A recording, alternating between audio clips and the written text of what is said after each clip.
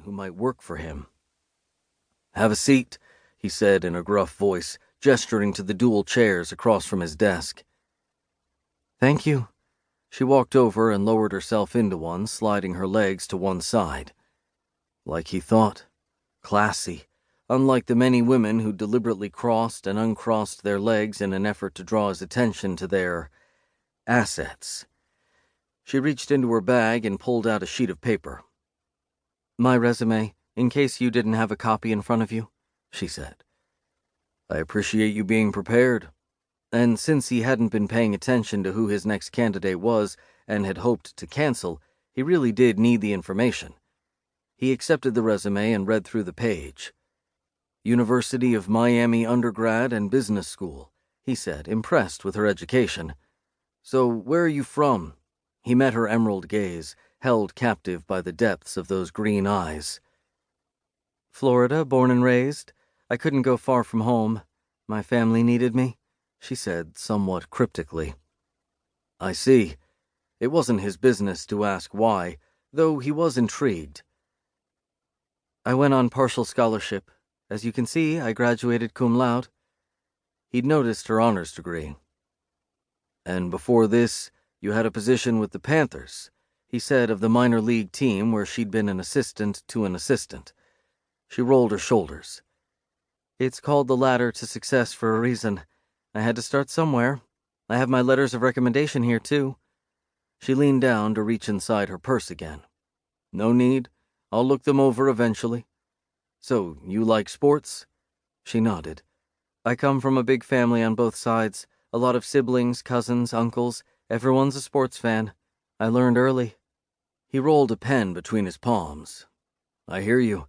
My family was and is big on sports as well." "You think? 2 NFL players, an MLB star, a sports publicist's sister? It's impressive." The first candidate who'd truly done her research. He was impressed right back. "So why do you want this job, Quinn? Better yet, what qualifies you over the other equally competent applicants I've seen today?" He hoped she'd stutter over her words or in some way give him a reason not to hire her so he could ask her out instead. A wry smile pulled at those sexy lips. "Well, let's see. I'm organized, efficient, and I can corral a band of preschoolers, which means I'm certain I can handle arrogant athletes." He raised an eyebrow. "Stereotype much?" A pretty flush rose to her cheeks, but she didn't duck her head or look away. "If the shoe fits." He liked this sassy woman. "So you're saying because I played football and were a Heisman Trophy winner, Rookie of the Year, and 3-time Super Bowl winner that you're arrogant? Yes. Or else you wouldn't be the man sitting behind that desk today."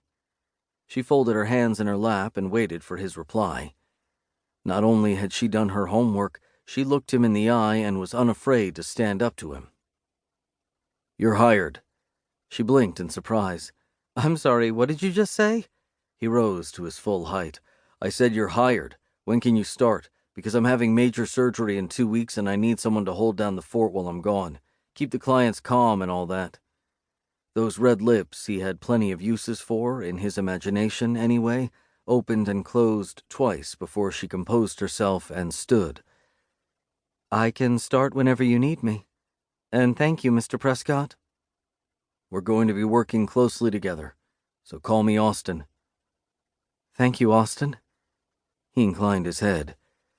"We'll see if you're still thanking me once you've dealt with many of the juveniles I call clients. Your assessment of arrogant wasn't far off the mark." She laughed, the sound one that would be a bright light in this office. Jesus, he was in trouble. He strode around the desk and came up beside her. "You can talk to Bree outside. She'll take you down to our office manager who will have you fill out paperwork and get you settled. Can you start the day after tomorrow? That'll give us time to get you up to speed before I'm out for at least 5 weeks, maybe 6. It sucked, but his body needed to adapt to having 1 kidney.